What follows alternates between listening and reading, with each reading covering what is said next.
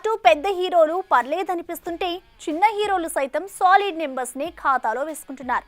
ఎటొచ్చి మీడియం హీరోసే ఎటూ కాకుండా పోతున్నారు. అవును, ఒకటి కాదు రెండు కాదు, ఏకంగా డజన్ల ఫెయిల్యూర్స్ ని ఫేస్ చేస్తున్నారు.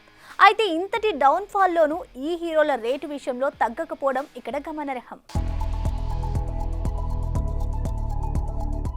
అటు పాన్ ఇండియా సినిమాలు చేయలేరు, ఇటు చిన్న సినిమాలని ఒప్పుకోలేరు. దీంతో మీడియం రేంజ్ సినిమాలకి కేర్ ఆఫ్ అయిన టైర్ 2 హీరోలంతా ఇప్పుడు సక్సెస్ కి అడ్రస్ దొరక్క తెగ చక్కర్లు కొట్టిస్తున్నారు. వీరిలో కొంతమందికి డజన్ల ఫ్లాప్లను పలకరించిన ఇంకా సినిమాలు క్యూ కట్టడం ఇక్కడ విశేషం.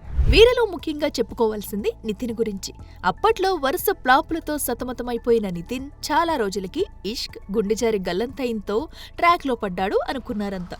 మళ్లీ ఎప్పటిలాగే వరుస డిజాస్టర్స్. ఇక నితిన్ పని అయిపోయిందని అనుకునేలోపు మళ్లీ భీష్మతో లైమ్ లైట్ లోకి వచ్చాడు. అయితే అలాగే సక్సెస్లు చూస్తే అది నేనెందుకు అవుతానంటూ వరుస హ్యాట్రిక్ అట్టర్ ఫ్లాప్లతో మళ్లీ మొదటికొచ్చాడు. ఇంతటి డౌన్ ఫాల్ లో కూడా సినిమాలు చిక్కడం కాస్త ఆశ్చర్యమే. చూడాలి మరి వచ్చే ఎల్లమ్మైనా నితిన్ కి సక్సెస్ తెస్తుందో లేదో. ఇక మ్యాచో మ్యాన్ ట్యాగ్ వేసుకున్న గోపీచంద్ది మరో కథ. 2014లో వచ్చిన లౌక్యం ఆయన చివరి హిట్. అప్పటి నుండి దాదాపు 10 ఏళ్లుగా హిట్ ని టచ్ చేయలేకపోయాడంటే గోపీచంద్ ట్రాక్ రికార్డ్ ఎంత దారుణంగా ఉందో అర్థమవుతుంది.